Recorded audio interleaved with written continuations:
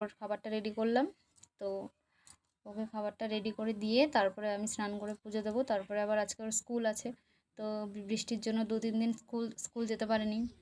তো এখন খাবারটা পুরো রেডি, এখন ওকে দিয়ে তারপরে আমি আমার কাজ করব।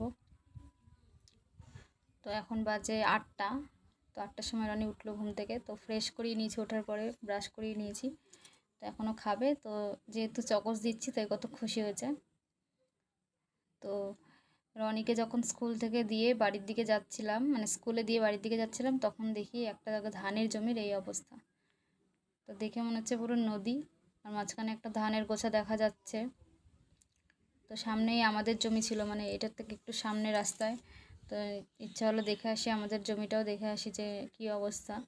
তো গিয়ে দেখি এই যে আমাদের জমির এরকম অবস্থা, মানে জল জমেছে, কিন্তু ওইটার অবস্থা খুবই খারাপ, শোচনীয় অবস্থা, পুরো ডুবে গেছে।